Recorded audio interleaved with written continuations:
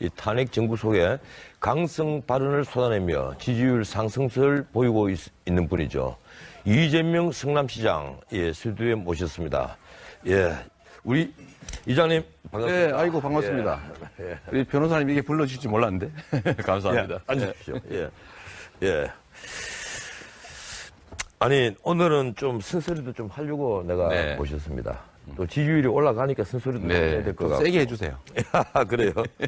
지금 지지율 상승세가 정말 무섭긴 무서워요. 이 촛불 민심을 타고 가장 그 상승세를 구현하는 사람은 이재명밖에 없다. 네. 그 이유가 어디 있다고 생각합니까? 정치 패러다임이 사실은 변하고 있는데 전 세계적으로. 예. 그러니까 정치인들이 답을 만들어 놓고 마음에 안 드는 국민들로 하여금 정치 선택을 예. 강요하던 시대에서 이제는 국민들이 스스로 네트워크를 통해서 자기 주장을 정리하고 정치에 강제하는 시대로 바뀌고 있거든요. 이제 그 현상이 대개는 이제 뭐 영국의 브렉시트 또 미국의 이번 대선 결과이기도 한데 우리 국내 정치도 보면 정치권들이 실제로 국민의 의사를 제대로 반영하지 못하고 있고 그렇다고 해서 국민들이 원하는 바를 그런대로 뭐 현장에서 관찰에 노력을 하는지도 의문을 자꾸 갖고 있는 상태에서 국민의 목소리를 가장 현장에서 잘 반영해주는 정치 세력 또는 정치인을 찾고 있는 거죠. 제가 많이는 아니지만 거기에 조금은 부응하는 게 그게 아닌가. 부합하는 그 정치인으로 생각한다. 근데 일부에서는 뭐 목소리 커서 지지를 받는다 생각하시는 경향이 있는데. 그 질문 제가 조금 이따 드릴게요. 그럴까요? 제가 오늘 좀 우리 이 의원을 좀 공격을 하면 해보려고 세게 좀, 네. 너무 이 포장을 해드린 것 같아서 괜찮습니다. 주변의 모든 언론이 네네. 그 문재인 전 대표가 요사이 강성 발언을 계속하고 있습니다. 네. 특히 이번에 그 탄핵안이 부결되면 의원들 다 사퇴해야 된다. 물론 뭐 더불어민주당 의원들 두고 하는 얘기고. 그래서 이제 오늘 지금 야3당 의원들이 일제히 다 그 사퇴서를 미리 써서 다 바뀌었어요. 그런데 탄핵안이 지금 국회에 제출이 되고 표결 앞에서 이렇게 하면 결국 의결권 침해하는 것 아닙니까? 어떻습니까? 어떻게 보고 있습니까? 우리가 대통령을 헌법을 파괴했다고 대통령을 공격을 하잖아요. 네. 그러면서 또 공격하는 쪽에서 헌법을 파괴해도 되는 겁니까? 어떻게 헌법을 파괴하죠? 아니 의결권 침해하고 양심의 자유 침해하는 거죠. 인정샷 찍자 이러고 하면요. 그건 제 생각입니다만. 저는 예. 정치인들이 지배하는 지배자들이 아니라 국민의 뜻을 대리하는 모습이라는 점들을 좀 분명하게 하면 이런 사태에 대한 답은 간단하게 나옵니다. 지금 국민의 80% 가까이가 대통령 탄핵을 원합니다. 네. 제도나 78%. 78% 그러니까 가까이라고 했지 그래서. 그런데 제도나 또는 법이나 정치인들은 국리민복을 위한 도구라는 거예요. 그럼 국민의 뜻을 반영하기 위해서 노력해야 되는 것이고 국민의 뜻이 우선이냐 아니면 사소한 절차나 아니면 윤리 도덕이 우선이냐 할 때 저는 국민의 뜻이 언제나 우선해야 된다고 보기 때문에 저는 필요하면 사퇴서도 내고 또 뭐 압박도 하고 국민의 뜻이 관철되도록 노력하는 게 의무죠. 국민의 뜻이 우선이라는 것은 그건 뭐 아주 지당한 얘기고요. 네. 뭐 그 말에 이의를 제기할 사람은 정치인 중에 누가 있겠습니까? 하지만 이 국민이 그 주권자고 그리고 정치는 어디까지나 공복이고 묻습니다. 네. 하는 얘기는 그건 우리가 교과서 안에 있는 얘기고 네. 실제 우리는 민주주의라는 게 우리가 스스로를 지배하는 제도잖아요. 네. 모두가 모두를 지배하는 것이 이제 민주주의인데 실제 우리는 누군가로부터 지배를 받고 있고 그 누군가는 정부 그리고 우리가 뽑은 대표자들, 국회의원, 대통령들이란 말이에요. 그런데 교과서라고 말씀하셨는데 교과서는 옳은 것이고 그렇게 가야 되기 때문에 교과서죠. 근데 현실이 교과서를 제대로 안 따른다고 해서 이 현실을 전제로 그걸 계속 유지시키면 안 됩니다. 근데 우리는 정치학 그런 것을 노력해야죠. 교과서는요. 국가의 주인은 나라의 주인은 국민이고 국민의 뜻이 가장 잘 반영되는 게 정치라 해야 되고 정치가 국민의 뜻을 제대로 반영을 하지 않으니까 결국 국민들에게 정치가 전체적으로 탄핵당하고 있는 게 지금 전 세계적인 조류라는 거예요. 근데 우리 대한민국은 지금 극적인 상황을 맞았죠. 국가를 대표하는 박근혜 대통령이 헌정질서 파괴뿐만이 아니라 보통 사람은 꿈도 꿀 수 없는 중범죄 행위를 했고 거기 주범이라는 사실이 밝혀졌기 때문에 국민들은 도저히 국가 원수를 인정할 수 없는 상황이라 내보내자가 예. 3분의 1을 넘어서 80%를 육박하는데 이런 국민의 뜻을 반영하지 않고 그 안에서 예를 들면 국민의 뜻을 배신하면서 그대로 대통령직을 유지하게 하려는 움직임이 있지 않습니까? 예. 그거는 주인을 배신하는 것이고 공직자로서의 의무를 파기하는 것인데 그에 대해서 제재하는 것이 뭐 그리 나쁜 짓이겠어요? 이 대통령을 두고 지금 중범죄자다. 그리고 네. 주범이다. 이제 이렇게 표현을 했는데.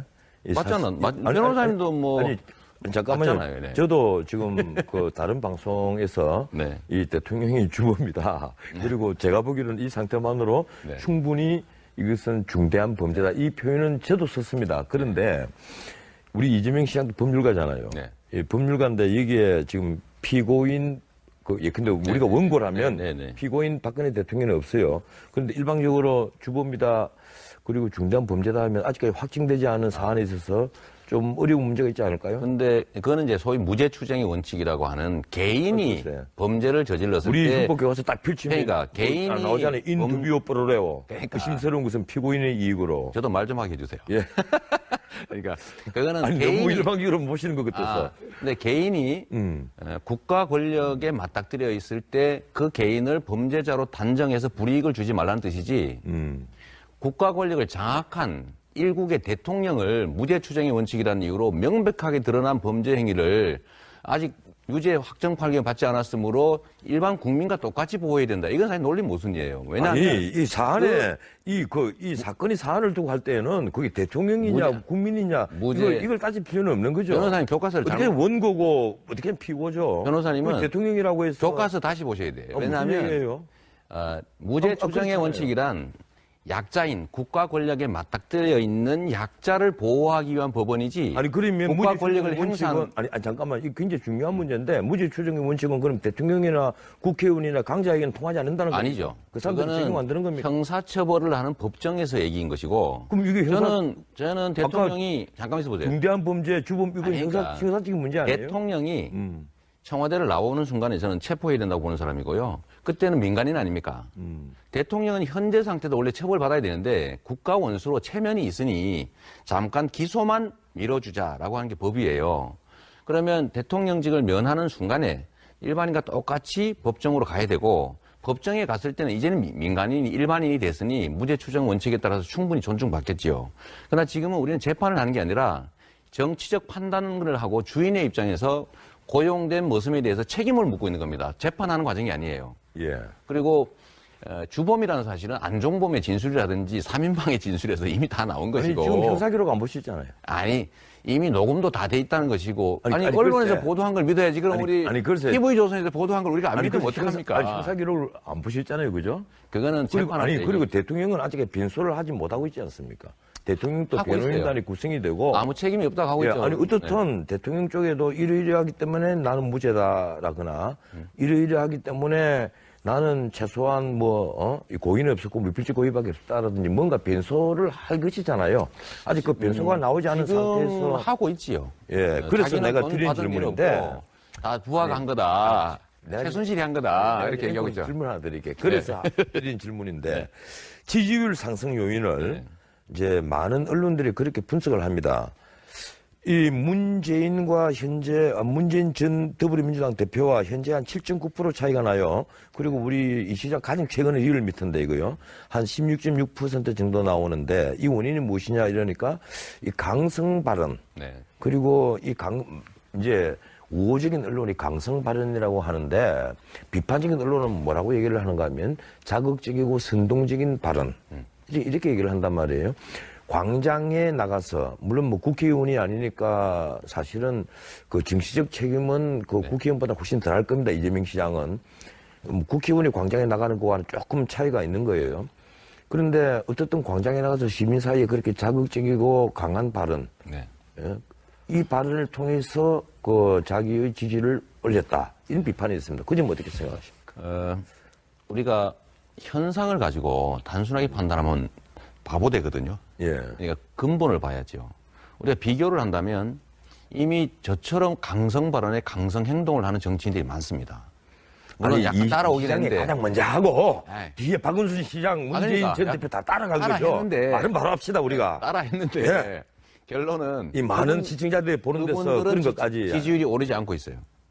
아니, 먼저 따라하면- 선두주자가 그걸 먼저 다 먹어버렸으니까. 다는 못 먹죠. 이게 정치 현상이라고 하는 게 먼저 했다고 해서 100%를 먹지는 않습니다. 조금 우위에 있을 정도지. 근데 그건 인정하시는군요. 강성 발언을 통해서 지지율이 강성 올라간 것은 발언, 사실이다. 자극적 발언이라고 하시는데 저는 대중들이 국민이 일반적으로 쓰는 단어를 썼어요. 저는 정치에서 품격 있는 언어라는 이름으로 국민들이 알아듣지 못하는 단어를 용어를 쓰는 정치권 잘못됐다고 생각합니다. 그걸 정확히 얘기하면 자극적인 발언입니다. 아니, 자극한 건 이 나라의 주인은 국민이에요. 자, 그래서 그래가지고 아니 아무 데나 대놓고 정치인들 좋은 말 하지요. 안 된다는 말 안 하고 적극 검토하겠습니다. 긍정 검토하겠습니다. 이런 거 전부 다 오리발을 내잖아요. 이게 정치 불신의 원인이거든요. 예. 머슴들은 주인이 쓰는 언어를 써야지 머슴들끼리 자기들은 품위 있는 척 우아한 척 하면서 주인은 알아듣지도 못하는 이상한 언어 쓰는 거 옳지 않아요. 그러니까 결국은 언어란 예. 의사를 전달하기 위해서 하는 것이고 의사 전달에 가장 필요한 단어를 써야 되는 건데 제가 제일 알아듣기 쉬운 편한 말 쓰잖아요. 저는 예를 한번 들어보세요. 제가 무슨 자극적이고 선동적인 말 했습니까? 제가 예를 들어 못 드시나요? 퀴즈를 준비했습니다. 네. 함께 보시죠. 여러분의 손으로 무덤을 팝시다. 우리의 손으로 그를 잡아 역사 속으로 박정희의 유해 옆으로 보내줍시다, 여러분.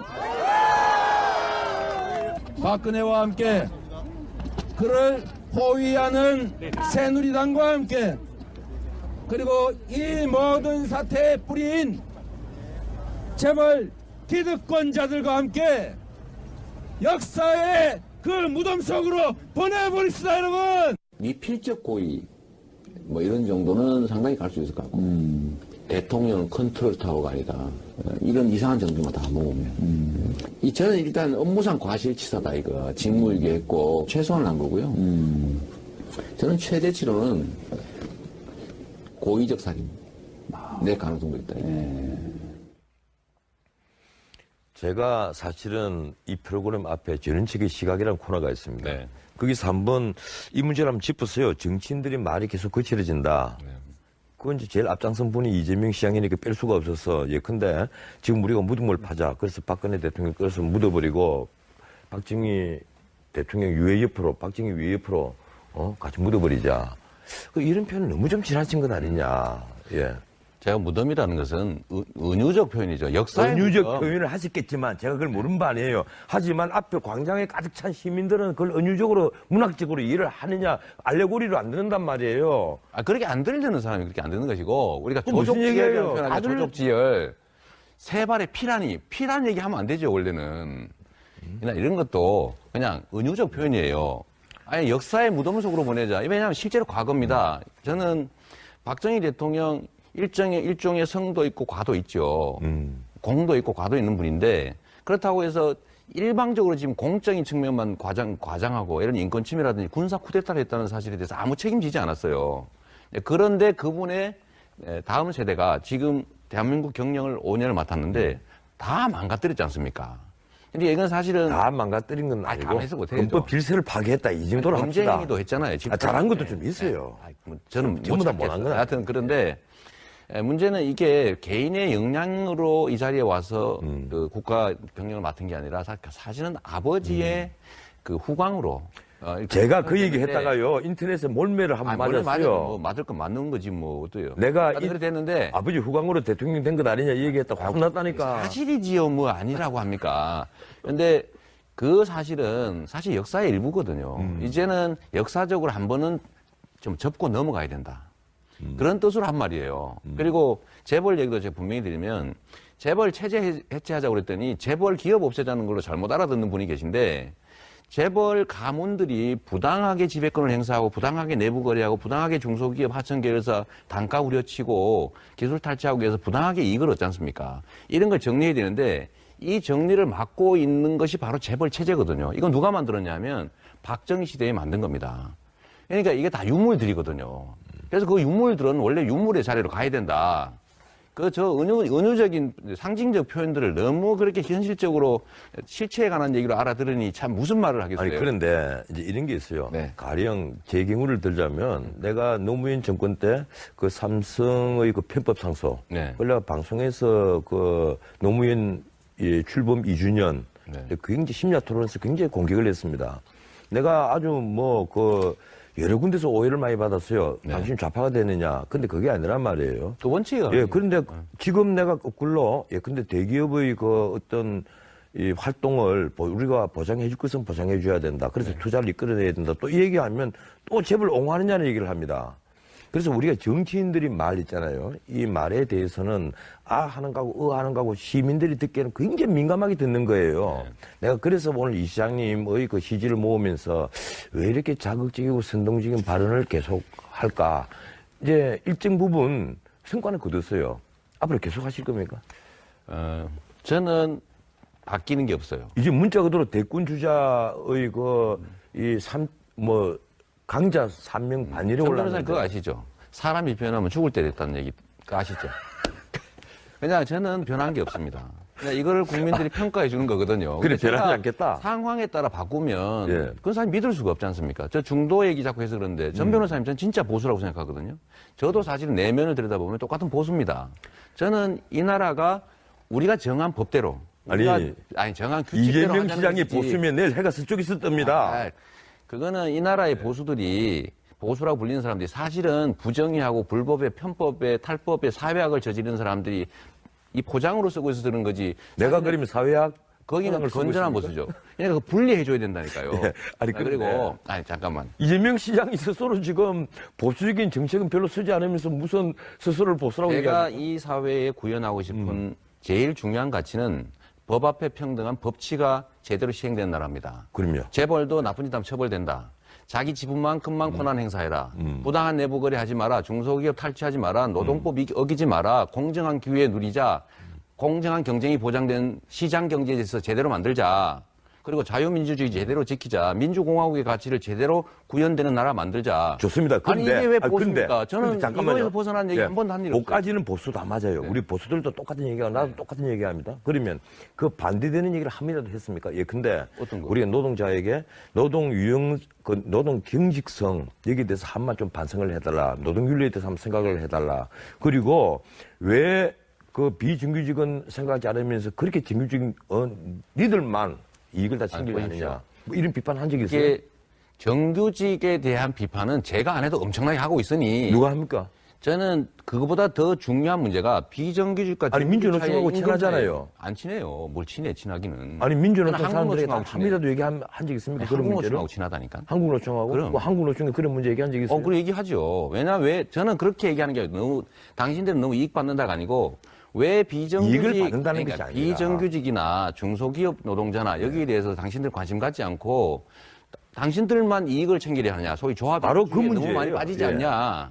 이 나라의 노동자들이 똑같은 환경에서 똑같은 일을 하고 똑같은 성과를 내면 정규직이라고 이름을 붙였던 비정규직이라고 이름을 붙였던 똑같은 보수를 받아야 되는 게 헌법상의 원칙 아닙니까? 그게 지금 헌법상의 원칙이라고 얘기하지 말고 그 문제는 또 동일 노동, 동일 임금 얘기하는 거 그러니까요. 아니에요? 그러니까 그거를 그 그냥 얘기가 늘 그 사회민주주의의 가장 근본적인 주장 중에 하나잖아요. 사회민주주의가 아니라 미국에서는 당연한 그래서 거예요. 산별노조 만들고 하는 것이잖아요. 그거는 그 얘기를 왜 이 자리에서 초보적 또 민주주의지 그거 사회주의하고 아무 관계 없어요. 미국에서 그러면 똑같은 노동하고 그 얘기는 나중에 하기로 하고 우리가 지금 시간이 없으니까. 근데 문제가 내가 그걸 따지자는 것이 네네. 아니고요.